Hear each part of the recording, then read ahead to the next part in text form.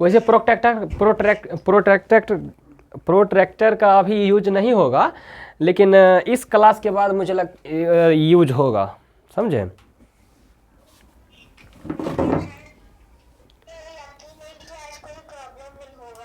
क्या हुआ?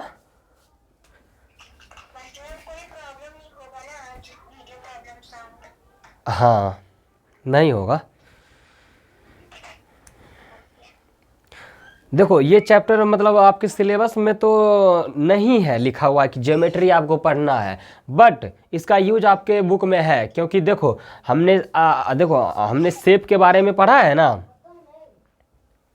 शेप के बारे में पढ़ा है, और मतलब वेरियस टाइप्स ऑफ शेप था, हमने उसको देखा।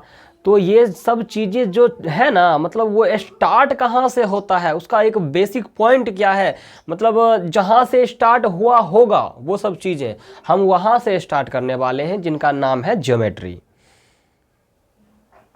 ठीक है, उन सब का बेसिक पॉइंट, जैसे हम लोग कहते हैं ना कि जैसे कि कोई भी मैटर है तो उसका फंडामेंटल चीज़ क्या है, तो उसका फंडामेंटल चीज़ क्या है, उसका एटम है। क्या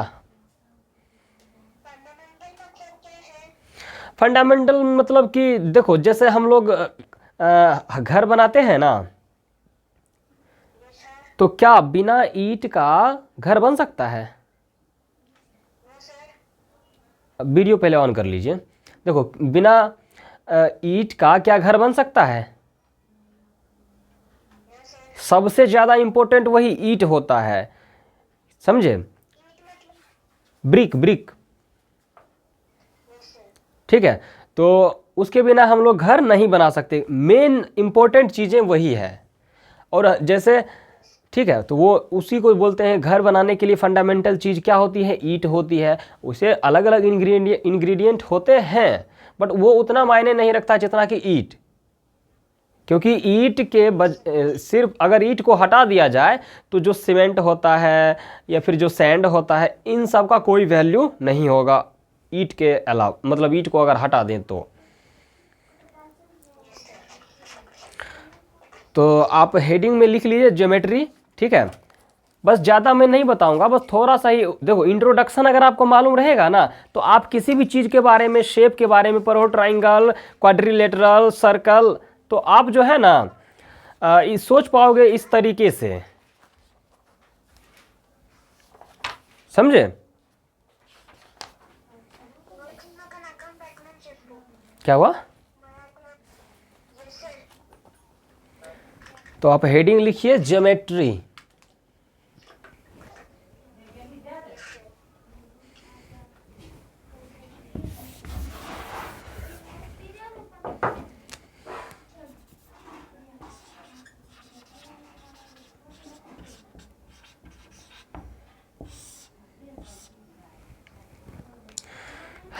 देखो, मैंने चैप्टर नंबर भी नहीं दिया है क्योंकि ये एक्स्ट्रा है, क्योंकि इन चीज़ों को, इनका इंट्रोडक्शन जान करके अगर हम ये जान जाएंगे तो हमको किसी भी शेप या मतलब कोई भी चीज़ जब मैथ में आप लोग पढ़ोगे तो उसमें आपको समझ में आएगा कि अच्छा यहाँ से स्टार्ट होता है वो चीज़ें। ओके, तो देखो, अगर देखो ज्योमेट्री जो है, इसमें हम लोग क्या पढ़ते हैं, सबसे पहले तो इस ज्योमेट्री का मतलब क्या होता है, ठीक है। तो आप जानते हो कि आपने बताया था कि मेरे पापा जी जो हैं वो क्या है, जियो साइंटिस्ट बोला था आपने। हाँ, तो वहाँ भी, हाँ, जियोग्राफी, जियोग्राफी, और क्या होता है, जियो साइंटिस्ट। तो आप देख रहे हो यहाँ पर, यहाँ, हाँ, जियो स्पेस, क्या जियो स्पेस इंजीनियरिंग, एरोस्पेस इंजीनियरिंग मैंने सुना है।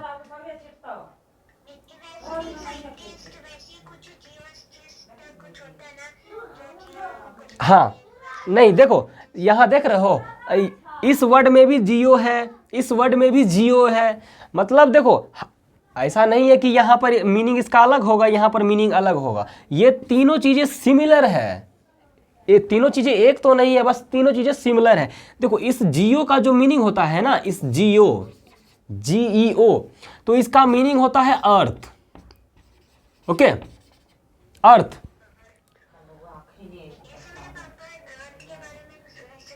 हाँ, तो जियोमेट्री, देखो मैं आपको नोट कराऊंगा, आप नोट करते जाइएगा, लेकिन ये सब मैंने अलग अलग वर्ड इसलिए रखा ताकि आप ये समझ पाओ कि जहां भी जियो लिखा रहेगा, जीईओ, जियो से कोई भी वर्ड स्टार्ट होता है तो आप इसका मतलब समझ लीजिए कि वो अर्थ से जो है किसी ना किसी तरह से कनेक्टेड होगा जरूर।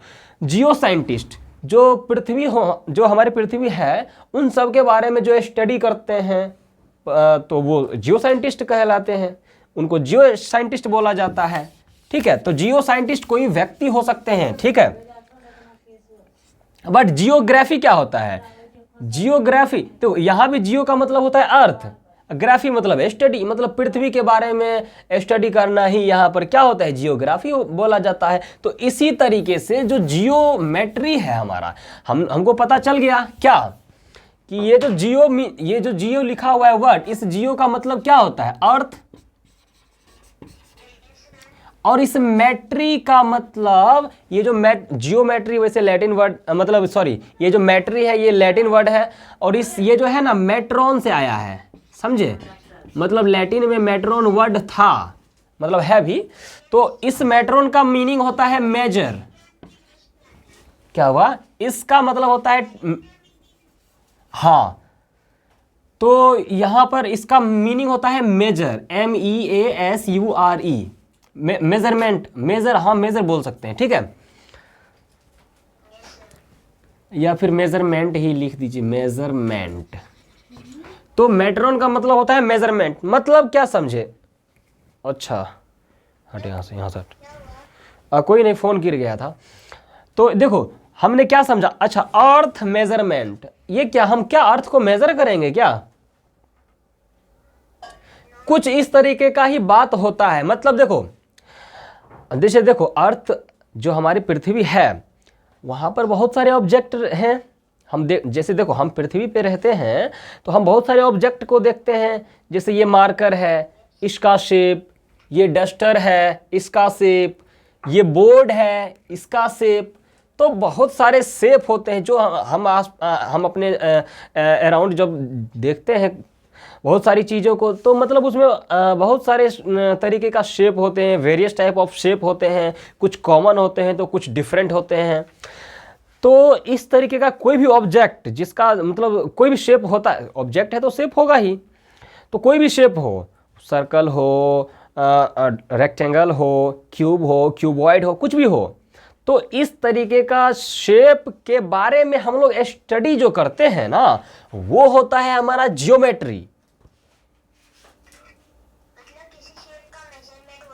हाँ, मतलब शेप के बारे में बहुत सारी चीज़ों का मेजरमेंट करते हैं, जैसे अगर 2D शेप की बात की जाए तो हम पेरीमीटर फाइंड करते हैं, मतलब कोई भी शेप है तो उसका बाउंड्री क्या है, लेंथ ऑफ बाउंड्री, जिसको पेरीमीटर बोलते हैं। और क्या है इसमें कि सिर्फ पेरीमीटर ही नहीं, एरिया भी होता है, मतलब कोई भी शेप है, मतलब हम शेप के बारे में स्टडी कर रहे हैं, कोई भी शेप है वो उसका साइज बड़ा है, छोटा है, तो इन सब चीज़ों का जो मेजरमेंट होता है वो हमारा जियोमेट्री के अंदर हम लोग उसके बारे में स्टडी करते हैं। ओके, हाँ, तो इस जियोमेट्री, जब भी अगर आपको जियोमेट्री बोला जाएगा तो आप अच्छे से इस वर्ड को समझ पाओगे ना।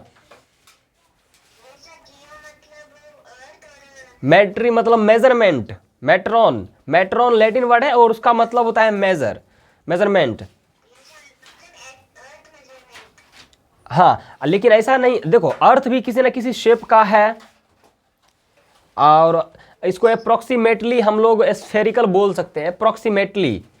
नहीं तो अगर इस वर्ड को ना बोल के मैं दूसरा वर्ड बोलूं तो इलिप्टिकल शेप, वो आपको बाद में पता चलेगा। ये इस मतलब वो अप्रोक्सीमेटली स्फेरिकल मतलब समझ गए ना, कि मतलब वो पूरा गोल नहीं है, जैसे एक सर्कल हम लोग बनाते हैं या फिर एक बॉल जो पूरा का पूरा स्फेरिकल होता है, वैसा अर्थ नहीं है, थोड़ा सा मतलब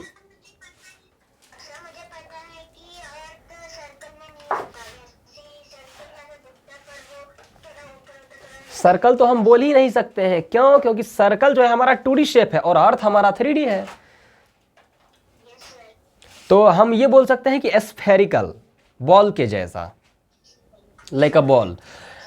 हाँ, तो हमने इस जियोमेट्री वर्ड का मीनिंग समझ लिया। और अगर आप नोट करना चाहो तो क्या मैं इस सेंटेंस को यहां लिखूं?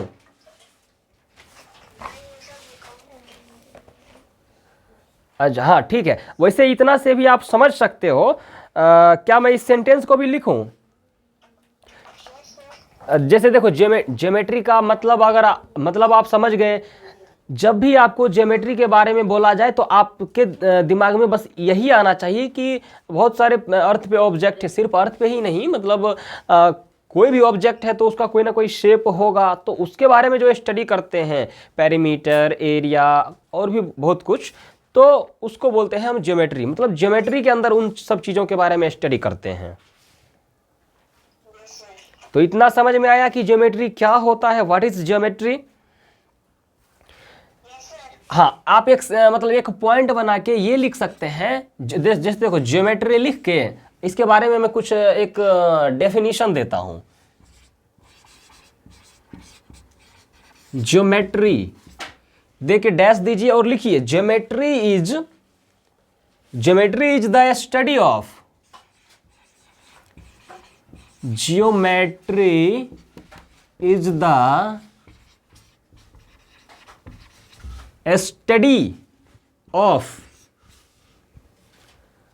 Geometry is the study of objects and figures. Objects, ध्यान दीजिएगा, objects and figures on the earth. Okay